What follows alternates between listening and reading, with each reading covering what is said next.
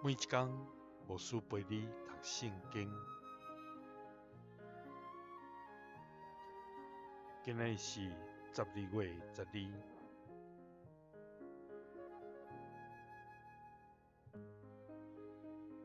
提摩太后书3章1节到5节。就知世界末期到的时，会有种种的苦难。迄时，人会自私、贪财、夸口、骄傲、诽谤、忤逆父母、忘恩背义、无圣洁、无亲情、残忍、中伤、欢喜、凶暴、怨恨好、奸诡、懒散罪、自高自大、爱享受赢过疼上帝。有敬虔的外貌，却无敬虔的实质。你就闪避这款人。保罗请提摩太，伫末期要到的时，人会拄到侪种种苦难。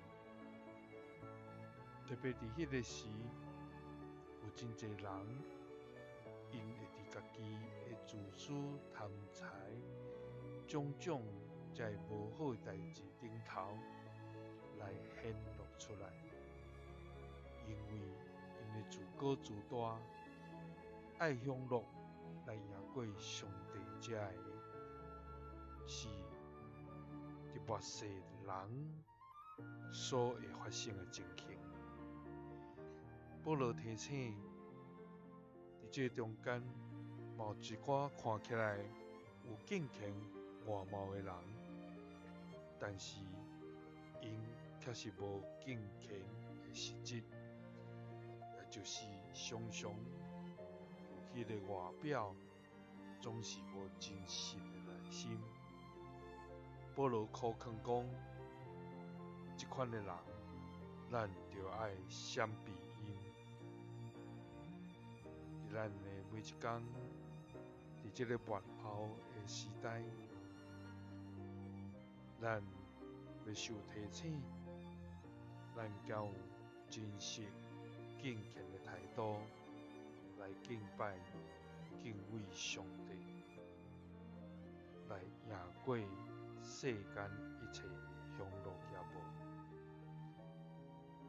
愿主帮咱，互咱照着伊的心意，行伫主所欢喜的路，也愿意时刻甲你相共伫顶。